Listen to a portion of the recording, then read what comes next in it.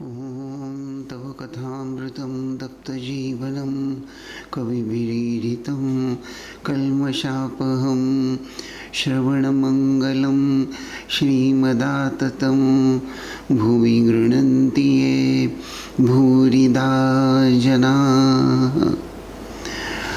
आइए हम कथामृत का चिंतन आगे बढ़ाते हैं। 5 अगस्त 1882 श्री रामकृष्ण विद्यासागर जी से मिलने आए हैं उनके घर, और वेदांत विचार या ज्ञान योग की चर्चा हो रही है। और वार्तालाप के दौरान श्री रामकृष्ण देव ने यह बात बड़े सुंदर ढंग से समझाई कि ब्रह्म जो है, साक्षात पर ब्रह्म जो है, तो वह वाक्य मन से अतीत है। इसलिए उसका अस्तित्व तो है, लेकिन उसका संपूर्ण रूप से वर्णन करना संभव नहीं है। और संसार के श्री रामकृष्ण देव कहते हैं कि संसार की बाकी सब वस्तुएं झूठी हो गई हैं, क्योंकि उनका उच्चारण मुँह के द्वारा हो गया है, अर्थात जिनका वर्णन हो सकता है।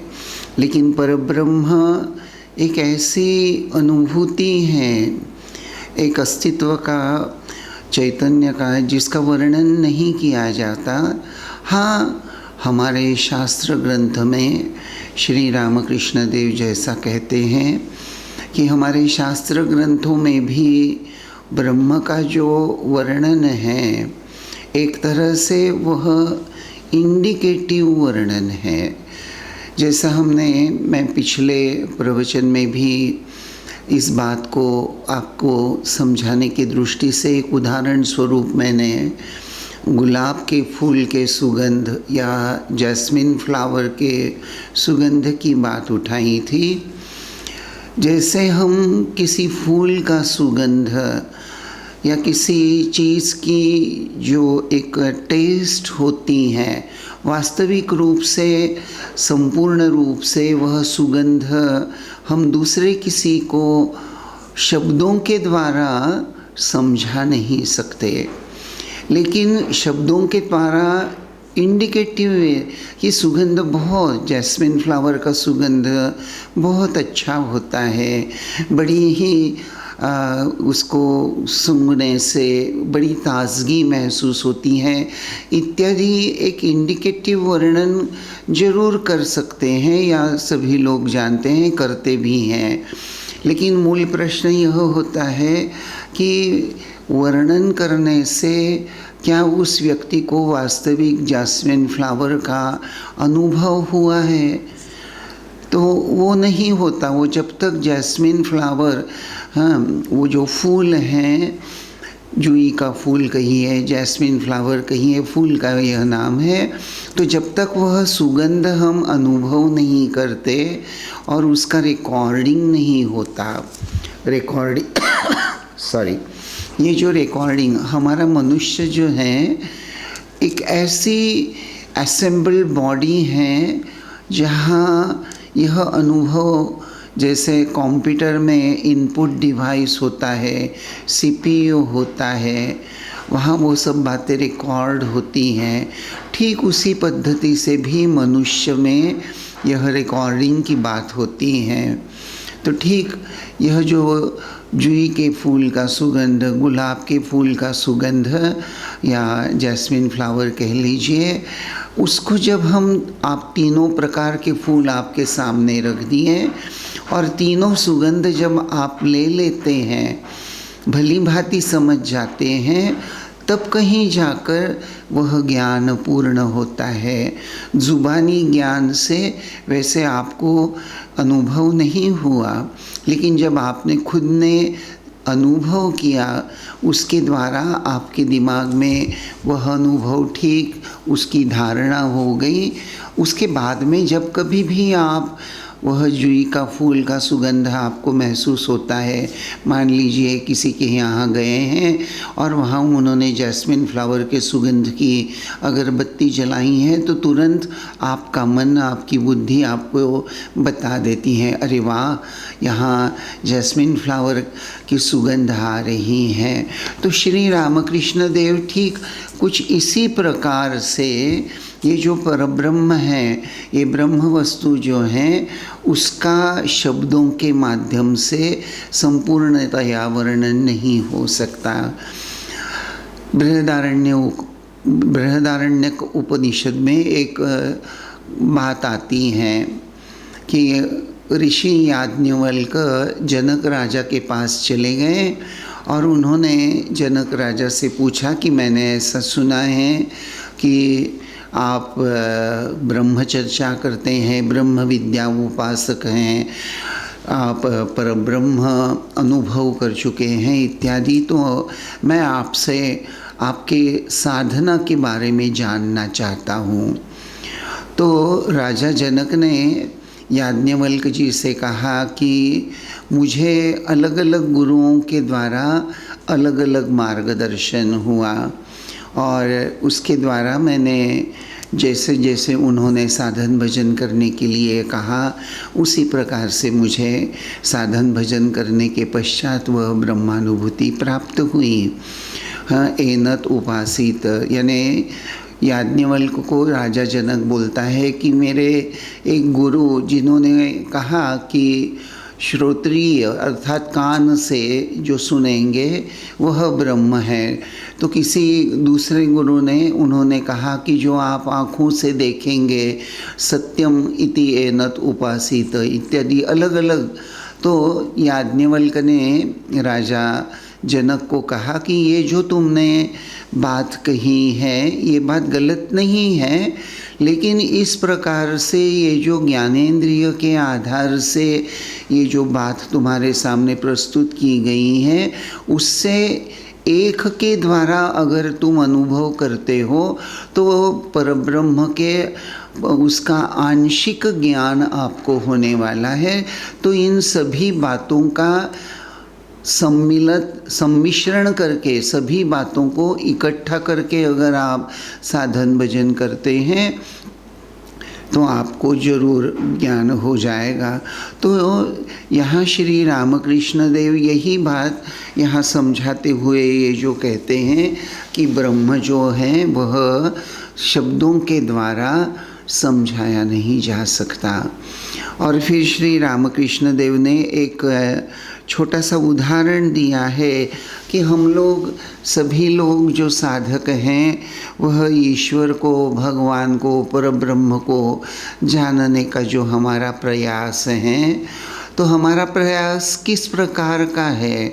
सत्य तो यह है, श्री रामकृष्ण देव जो एक उदाहरण दे रहे हैं कि कोई एक चींटी चीनी के पहाड़ के पास गई थी और एक दाना खाकर उसका पेट भर गया, एक दूसरा दाना मुंह में लिए अपने डेरे को जाने लगी और जाते समय सोच रही है कि अब की बार आकर समूचे पहाड़ को वह चींटी ले जाऊंगी।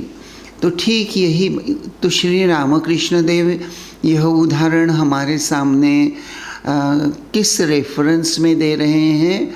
तो जैसा मैंने अभी कहा कि परब्रह्म जो है वह जिसका वर्णन उपनिषद आदि ग्रंथों में अवांग मनस गोचर, अरूप, अनाम, अविनाशी, इस प्रकार से अव्ययी, जिसका कोई हाथ पांव नहीं है, ऐसा जो एक वर्णन करते हैं। तो ये वर्णन करने की शैली हमको यही समझा रही है कि बस इसी प्रकार ऐसा करते करते ही श्री रामकृष्ण देव एक बहुत सिंपल उदाहरण देकर यह बात समझाते थे कि जैसे आप कोई प्याज लेकर उसका छिलका उतारते जाइए, एक के ऊपर एक छिलका होता है, एक छिलका उतार लिया, दूसरा छिलका उतार लिया, तीसरा छिलका उतार लिया, छिलका उतारते जाइए, अंत में देखेंगे कि कुछ भी नहीं बचा।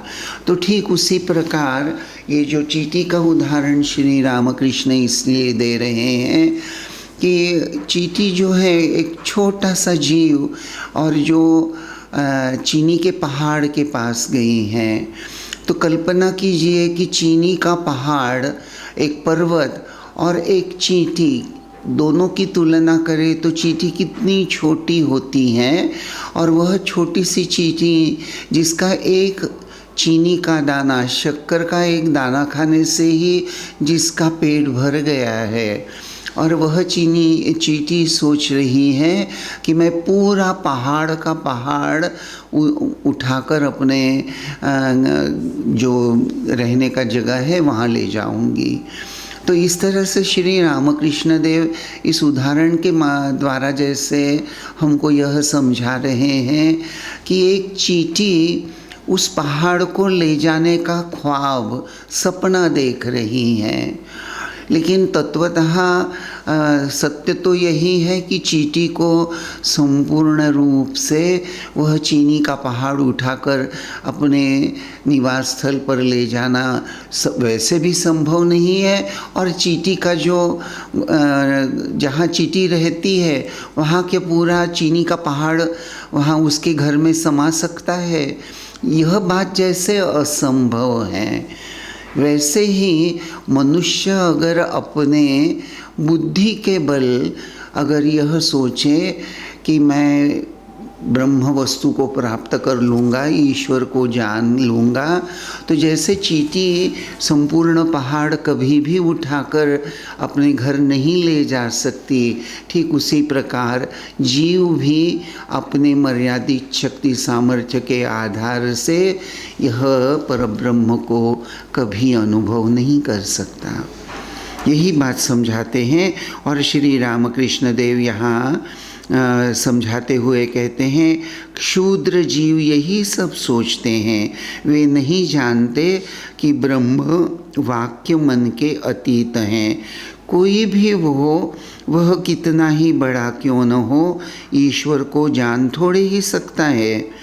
तो यहाँ एक प्रश्न जरूर हो सकता है, आप लोगों के मन में यह बात जरूर आ सकती है, ऐसा लगेगा तो श्री रामकृष्ण देव जब ऐसी बात कह रहे हैं कि ईश्वर को जान थोड़े ही सकते हैं, तो क्या फिर ईश्वर को कोई भी जान नहीं सकता? तो बात वैसी नहीं है। श्री रामकृष्ण देव के कहने का मर्मार्थ यह है कि हम अगर अपने शक्ति सामर्थ्य को लेकर यह बात करते हैं तो वह एक तरह से वृथा है, क्योंकि अनंत ब्रह्म को, जैसे समुद्र के किनारे अगर हम जाकर खड़े हो जाते हैं, समुद्र को देख रहे हैं, तो समुद्र के कुछ भाग को ही हम देखते हैं। समुद्र के उस शोर को, उधर के किनारे को तो हम देख भी नहीं सकते, सिर्फ अंदाज़ा लगा सकते हैं कि हाँ, जहाज़ पर बैठकर हम इस समुद्र से, इस किनारे से उस किनारे जा सकते हैं। तो एक तरह से श्री रामकृष्ण देव यही बात समझाने के लिए यह कह रहे हैं कि भाई, मनुष्य के अपने बुद्धि के आधार से, तर्क के आधार से यह सब बातें अनुभव में नहीं आने वाली। अगर उपनिषद आदि ग्रंथ, वेद, भागवत पुराण, तंत्र, विविध दर्शन इत्यादि का हमने भली भांति अध्ययन कर लिया, लेकिन अध्ययन कर लिया, वो सब बातें हमें कंठस्थ हो गई, और अगर कोई पूछता है कि ऋग्वेद में क्या है, यजुर्वेद में क्या है, अमुक अमुक ईशोपनिषद में क्या बताया गया है, कठोपनिषद में क्या बताया गया है, केनोपनिषद में क्या बताया गया है, तो जिसने इस शास्त्र ग्रंथों का अध्ययन किया है वह तत्व की बात, वहाँ जो वर्णन किया है वह सब वर्णन तो जुबानी बोल देगा, लेकिन क्या उसको ब्रह्मानुभूति हुई है? क्या यह देहबोध उसका संपूर्ण रूप से दूर चला गया है? तो देहबोध दूर नहीं हुआ, इस देह को लेकर वह अभी भी सुखी या दुखी हो रहा है। श्री रामकृष्ण देव इसी बात को हमको यहाँ चींटी का उदाहरण देकर समझा रहे हैं। जैसे मान लीजिए कि चींटी खूब प्रयास करके भी कितने दाने अपने घर में ले जाएगी, वो पूरा पहाड़ तो नहीं ले जाएगी, और पहाड़ जब लेने में पूरी उसकी शक्ति सामर्थ्य ख़त्म हो जाएगी, वो थक जाएगी, तब वह निराशी हो जाएगी कि हाय, मैंने तो सोचा था कि पूरा पहाड़ मैं उठा कर ले जाऊंगी, लेकिन कहाँ जा पाई। तो यही बात श्री रामकृष्ण देव ये सब छोटे छोटे उदाहरण देकर जैसे हमको समझाते हैं।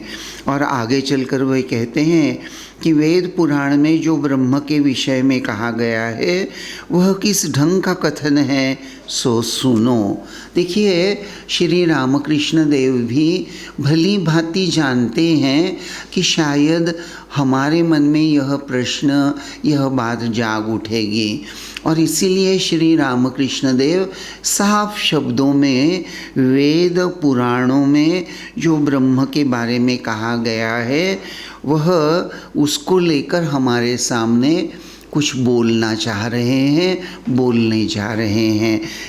और यहाँ भी उन्होंने ठीक वह समुद्र का ही उदाहरण दिया है। श्री रामकृष्ण कहते हैं, एक आदमी समुद्र देखकर लौटने पर यदि कोई उससे पूछे कि समुद्र कैसा देखा, तो वह जैसे मुँह बाए कहता है, आहा क्या देखा, कैसी लहरें, कैसी आवाज़। बस ब्रह्म का वर्णन भी वैसा ही है। वेदों में लिखा है वह आनंद स्वरूप है, सच्चिदानंद। शुकदेव आदि ने वह ब्रह्म सागर किनारे पर खड़े होकर देखा और छुआ था। किसी के मतानुसार वे इस सागर में उतरे नहीं। इस सागर में उतरने से फिर कोई लौट नहीं सकता। समाधिस्थ होने से ब्रह्म ज्ञान होता है, ब्रह्म दर्शन होता है। उस दशा में विचार बिल्कुल बंद हो जाते हैं, आदमी चुप हो जाता है। ब्रह्म कैसी वस्तु है यह मुँह से बताने की सामर्थ्य नहीं रहती। एक नमक का पुतला समुद्र नापने गया, पानी कितना गहरा है उसकी खबर देना चाहता था, पर खबर देना उसे नसीब न हुआ। वह पानी में उतरा कि गल गया, बस फिर खबर कौन दे। देखिए, यहाँ श्री रामकृष्ण फिर से हमको ये ब्रह्म वस्तु, ये ब्रह्म ज्ञान, ये वेदांत की बात समझाने के लिए कितना सुंदर सरल उदाहरण देते हैं कि एक नमक का पुतला समुद्र नापने गया। एक समुद्र नमक का पुतला। अब प्रश्न यह आता है, आपके मन में यह प्रश्न जरूर आया होगा, आप समझ भी रहे होंगे कि नमक की निर्मित कैसे होती है। हम सभी जानते हैं कि नमक की निर्मित समुद्र के खारे पानी से ही होती है।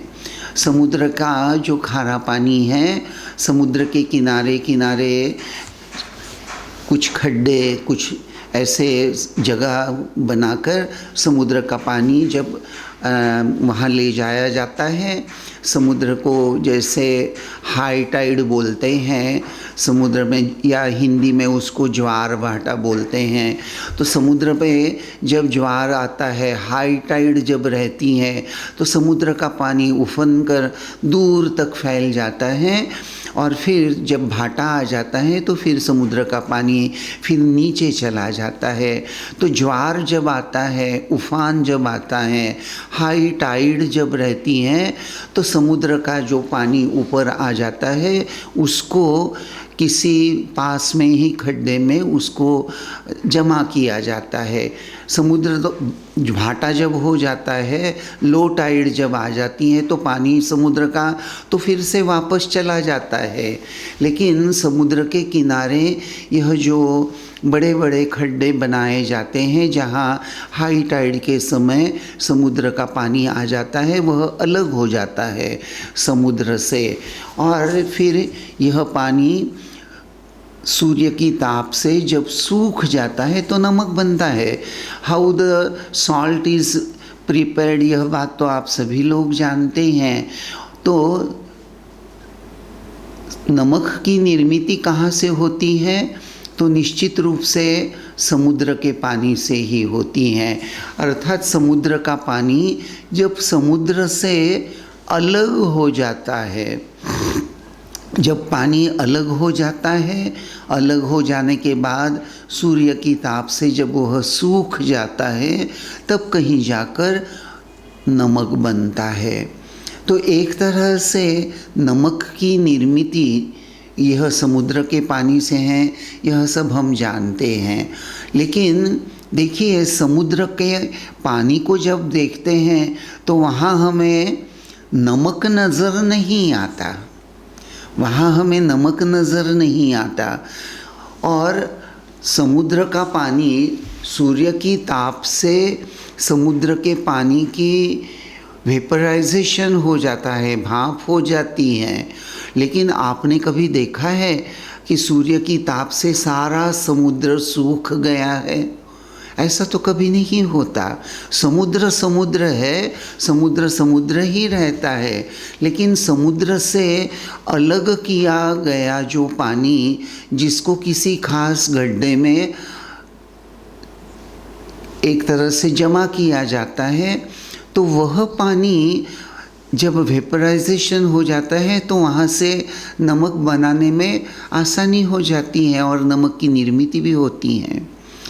तो वह नमक का पुतला फिर से समुद्र की गहराई नापने गया है और कहता है कि मैं गहराई नापकर आप लोगों को आकर बता देता हूँ कि समुद्र कितना गहरा है।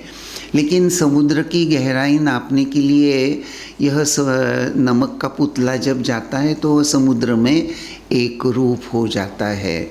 तत्वतः ठीक यही बात, जैसे सर्व जीव जो हैं सभी परब्रह्म के ही अंश हैं। जैसे समुद्र का खारा पानी अलग हो गया, वैसे ही परब्रह्म से जैसे जीव अलग हो गया, और अलग होकर कहाँ रुका हुआ है? तो इस देह में, देह रूपी खड्डे में यह चैतन्य रूपी ब्रह्म अर्थात समुद्र का खारा पानी आकर समा गया, अलग हो गया और अपने को इस देह से एक रूपता लेकर वह लवण का पुतला बन गया, लवण बन गया कहो, तो देह बन गया। तत्वतः तो वह लवण अर्थात उसका असली स्वरूप तो समुद्र के पानी में ही है। तो ठीक श्री रामकृष्ण इस सिंपल उदाहरण के द्वारा यह बात हमको समझाते हैं कि वह पानी में उतरा कि बस गल गया, बस फिर खबर कौन दे। किसी ने प्रश्न पूछा श्री रामकृष्ण देव से, क्या समाधिस्थ पुरुष जिसको ब्रह्म ज्ञान हुआ है फिर बोलते नहीं हैं? तो जवाब में श्री रामकृष्ण देव कहते हैं, लोक शिक्षा के लिए शंकराचार्य ने विद्या का अहम रखा था। ब्रह्म दर्शन होने से मनुष्य चुप हो जाता है। जब तक दर्शन न हो तभी तक विचार होता है।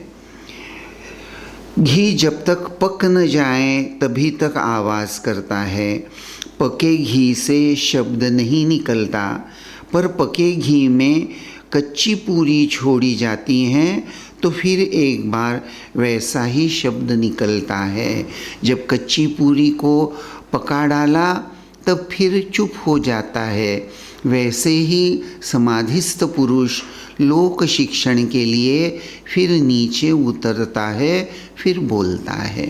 देखिए, जिसने भी यह प्रश्न किया है कि क्या समाधिस्थ पुरुष जिसको ब्रह्म ज्ञान हुआ है फिर बोलते नहीं, ये जो श्री रामकृष्ण देव ने नमक के पुतले का उदाहरण दिया है कि देखिए, विभिन्न नदियाँ जैसे सागर में समा जाती हैं और सागर में समाने के बाद उनका अपना कुछ अलग अस्तित्व नहीं रहता। गंगा जी का पानी भी समुद्र में जाने के बाद खारा हो जाता है, नर्मदा जी का पानी भी समुद्र में जाने के बाद खारा हो जाता है। वहाँ समुद्र के पानी में ये नर्मदा जी का जल है, ये यमुना जी का जल है, यह गंगा जी का जल है, यह सरयू नदी का जल है। ऐसा कोई जल हम सागर में अलग से नहीं दिखा सकते, सभी एक रूप हो जाते हैं। ठीक उसी प्रकार जब मनुष्य को निर्विकल्प समाधि में, ये जो समाधिस्थ अवस्था में यह जो ब्रह्म ज्ञान हो जाता है, तो सामान्यतः यह जो जीव जो है वह उस स्वरूप में एक रूप हो जाता है।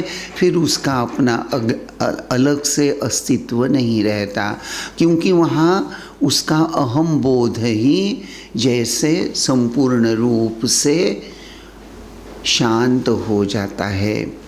लेकिन यह जो प्रश्न पूछा गया है, श्री रामकृष्ण ये जो बताते हैं कि लोक शिक्षा के लिए श्री रामकृष्ण देव एक बड़ी सुंदर कहानी भी बताते हैं, जो वचनामृत में और कहीं जगह भी आएगी, लेकिन अभी आज मुझे याद आ रही है, इसलिए अभी यहाँ बता देना चाहूँगा। श्री रामकृष्ण देव बोलते हैं कि कोई 3 मित्र किसी घोर घने जंगल में घूमते घूमते चले गए। जंगल में, घोर घने जंगल में घूमते घूमते उन्होंने अचानक देखा कि एक ऊंची दीवार है। चारों तरफ घूम घूम कर देखा, चारों तरफ से एक छोटा सा एरिया जैसे दीवार से घिरा हुआ है।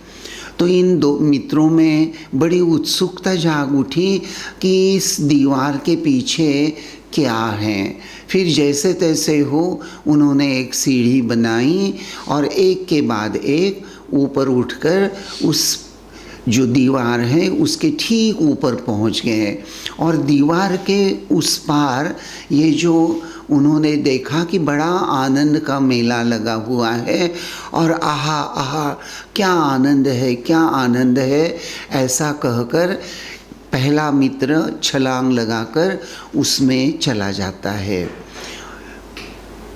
वो जाने के बाद दूसरा मित्र भी ऊपर उठता है। सीढ़ी से ऊपर उठने के बाद वह भी दीवार के पीछे वहाँ देखता है और आहा आहा क्या आनंदमय जगह है, ऐसा कहते हुए दूसरा व्यक्ति भी छलांग लगाकर उधर चला जाता है, उस दीवार के पीछे। फिर तीसरा मित्र अकेला बचा हुआ है। वह भी सोचता है कि मेरे दोनों मित्र आहा आहा क्या आनंद है, क्या आनंद है, ऐसा कहकर उस दीवार के पीछे छलांग लगाकर चले गए हैं। ज़रा चलकर मैं भी तो देख लूँ कि यह क्या आनंद की बात वहाँ है।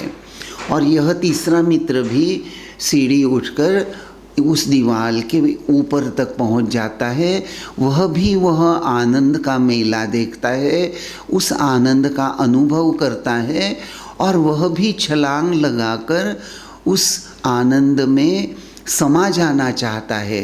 लेकिन अगले ही पल इस तीसरे मित्र के मन में यह विचार आता है कि नहीं, अगर मैं भी चला जाऊं तो इस दीवार के पीछे यहाँ इतना आनंद का स्रोत है, यह दुनिया को शायद पता ही नहीं चलेगा। तो मैं लौटकर वापस जाता हूँ और गांव में जाकर इसका प्रचार प्रसार करता हूँ कि उस घने जंगल में एक ऐसी जगह है जहाँ परम आनंद उपलब्ध है। यह सब सोचकर यह तीसरा मित्र वापस आ जाता है। ठीक यही बात श्री रामकृष्ण देव यहाँ कहते हैं लोक शिक्षा के लिए, अर्थात सच्चिदानंद स्वरूप ब्रह्म ज्ञान प्राप्त करना, उसमें ही मनुष्य जन्म की महानता है। मनुष्य के रूप में ही, मनुष्य जन्म में ही मोक्ष प्राप्ति या ब्रह्म ज्ञान हो सकता है, भगवत प्राप्ति हो सकती है। यह क्षमता सिर्फ मानव में ही है। यह बात अगर हमको कोई दृढ़ता के साथ बताएं श्री रामकृष्ण अवतार की विशेषता क्या है, ऐसा अगर हम देखते हैं तो पता चलता है कि श्री रामकृष्ण देव ने अपने साधना के द्वारा जगत के सामने यह विशेष रूप से पुनः एक बार सुस्पष्ट किया कि ईश्वर हैं, ईश्वर के दर्शन हो सकते हैं। हमारे शास्त्र ग्रंथों में जो साधना पद्धतियाँ बताई गई हैं उसका आंतरिकता के श्रद्धा विश्वास के साथ अगर कोई आचरण करता है, पालन करता है, तो वह ईश्वरानुभूति या ब्रह्मानुभूति करने में सफल हो सकता है। यह बात श्री रामकृष्ण देव ने अपने जीवन के द्वारा हमारे सामने प्रस्तुत की है। यानी यह बात जैसे साफ जाहिर है, विवेकानंद जी ने भी श्री रामकृष्ण देव से जब यह प्रश्न पूछा कि क्या आपने ईश्वर को देखा है। देखिए, ये जो प्रश्न है, यह प्रश्न बार बार रामकृष्ण विवेकानंद जी का जब हम चिंतन करते हैं, वचनामृत कहो या श्री रामकृष्ण देव का चरित्र, तो यह प्रश्न बड़ा ही महत्वपूर्ण है। स्वामी विवेकानंद जी श्री रामकृष्ण देव के पहले भी उस समय के बहुत आध्यात्मिक व्यक्ति जो थे उनसे मुलाकात कर सेम यही प्रश्न पूछा था कि क्या आपने ईश्वर को देखा है। तो स्वामी विवेकानंद जी ने कभी किसी को ये प्रश्न नहीं पूछा कि क्या ईश्वर है। विवेकानंद जी का प्रश्न क्या है कि क्या आपने ईश्वर को देखा है। इनडायरेक्टली एक बड़ा ही सुंदर मनोविज्ञान यहाँ विवेकानंद जी और श्री रामकृष्ण देव की यह लीला सारे मानव जाति के सामने प्रस्तुत करती हैं कि क्या आपने भगवान को या ईश्वर को देखा है। अर्थात जैसे स्वामी जी कह रहे हैं कि बचपन से मैं सुनते आ रहा हूँ और मैंने इंडियन फिलॉसफी, वेस्टर्न फिलॉसफी, इन सब का अध्ययन किया है, शास्त्र ग्रंथों का अध्ययन किया है, लेकिन मुझे ईश्वरानुभूति का आनंद नहीं प्राप्त हुआ। लेकिन यह समझ रहा हूँ कि शायद ईश्वर है और मेरे मन में यह प्रश्न है कि अगर ईश्वर है, ईश्वर का अस्तित्व है, तो उसको देखने वाला जरूर कोई होना चाहिए।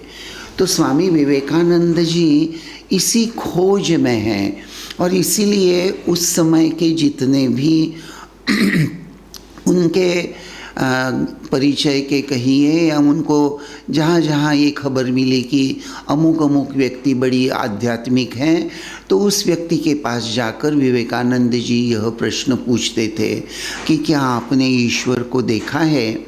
लेकिन किसी ने भी उनको ऐसा सटीक जवाब नहीं दिया जिससे उनके तर्कयुक्त मन को समाधान प्राप्त हो।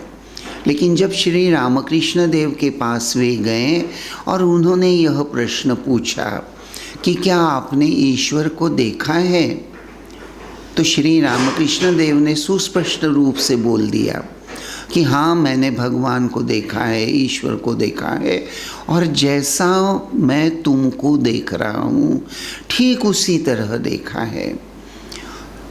तो ये जो प्रश्न है, यानी if one man can see God, it automatically proves that other human beings can see God. अगर एक मनुष्य ईश्वरानुभूति कर सकता है, उसी का अर्थ हो जाता है कि दूसरे मनुष्य भी अगर चाहते हैं तो ईश्वरानुभूति प्राप्त कर सकते हैं। श्री रामकृष्ण देव को जब यह प्रश्न पूछा गया था तो श्री रामकृष्ण देव कुछ खेद युक्त भाव में यह बात जरूर बोलते हैं कि अरे कौन चाहता है भगवान को, कौन भगवान का दर्शन नहीं हुआ इसलिए रोता है। श्री रामकृष्ण देव कहते हैं कि मुझे पैसा नहीं मिला, मुझे संसार की अमुक अमुक वस्तुएं नहीं मिली, तो सांसारिक बातें, विषय वस्तु नहीं मिली, इसको लेकर मनुष्य कितना दुखी हो जाता है। और श्री रामकृष्ण देव कहते हैं कि मनुष्य कितना ये विषय प्राप्त अगर नहीं होता है तो कितना कभी कभी रोता है, घड़ा घड़ा आंसू बहाता है, लेकिन मुझे अभी तक ईश्वर प्राप्ति नहीं हुई, इसको लेकर क्या कोई दुखी होता है, क्या कोई आंसू बहाता है। अर्थात ये जो आंतरिक आध्यात्मिक स्पृहा मनुष्य में होती ही नहीं। और यह आध्यात्मिक स्पृहा जगाने के लिए ही ये जो शब्द आया है, लोक शिक्षा के लिए शंकराचार्य ने विद्या का अहम रखा था। अर्थात मैं जगत को यह ज्ञान दूंगा, यह इन्फॉर्मेशन दूंगा कि मनुष्य जन्म की सफलता भगवत प्राप्ति में है। अगर आप शाश्वत आनंद की खोज में हैं तो वह शाश्वत आनंद निश्चित प्राप्त हो सकता है। तो यहाँ ये जो अहम यह शब्द इस्तेमाल करते हैं श्री रामकृष्ण, वह शिक्षा देने के लिए।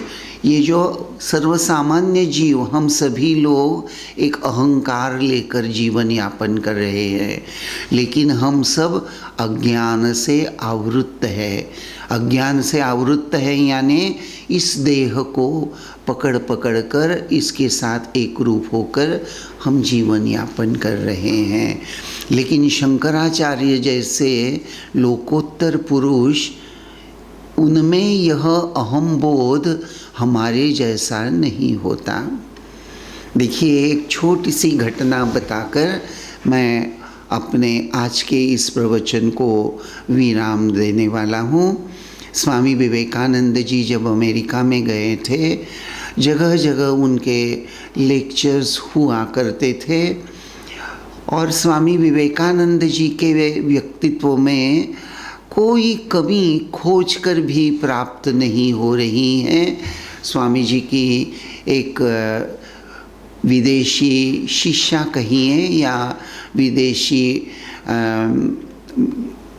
जिसको भक्त कहना चाहिए, स्वामी विवेकानंद जी की जो बड़ी ही चहेती थी, तो वह स्वामी जी में क्या कोई वीकनेस है उसका उसे बड़ा शोध लेने की बड़ी इच्छा थी। तो एक ऐसा वर्णन आता है कि एक दिन किसी जगह स्वामी विवेकानंद जी का लेक्चर था और लेक्चर का समय हो गया था, लेकिन स्वामी जी नहीं आ रहे थे। तो वह जो भक्त हैं वह स्वामी जी को बुलाने के लिए उनके कमरे में गया, तो स्वामी जी आईने के सामने खड़े थे और बार बार आईने में अपना रूप देखकर फिर दरवाजे के तरफ जा रहे थे, फिर से लौटकर फिर से आईने में अपना रूप देख रहे थे। तो ये जो भक्त महिला थी, जो स्वामी जी की बहुत चहेती थी और स्वामी जी में कुछ उनके व्यक्तिमत्व में क्या कहीं खोट हैं, उसकी खोज में उसका मन बड़ा बहुत बिजी था। तो उस महिला ने जब देखा कि स्वामी जी बार बार आईने में अपने रूप को निखार रहे हैं, तो उसको बड़ा आनंद हुआ और उसको ऐसा लगा कि मैंने स्वामी जी में कुछ वीकनेस पकड़ लिया है। और उक्त महिला ने स्वामी जी से वह कुछ पूछने ही जा रही थी, इतने में स्वामी जी बोल उठे कि क्या करूं, मेरा मन इस सामान्य भावभूमि पर आ नहीं रहा है। बार बार मैं अपने मन को समझा रहा हूँ कि यह तू है, यह तू है। अर्थात विवेकानंद जी में उस वक्त यह देहबोध इस कदर गायब हो गया था, लुप्त हो गया था, और उनका मन एक दिव्य भाव में इस कदर चला गया था कि उनको सामान्य स्तर पर लाने के लिए बार बार अपने मन को ऑटो सजेशन जैसे देना पड़ रहा है। श्री रामकृष्ण देव भी इनडायरेक्टली यही बात यहाँ समझाते हुए कहते हैं कि लोक शिक्षा के लिए शंकराचार्य ने विद्या का अहम रखा है। तो इस बात को लेकर आगे चर्चा करेंगे। आज बस यहीं तक। ओम शांति शांति शांति। हरि ओम तत्सत। श्री राम कृष्णार्पणमस्तु।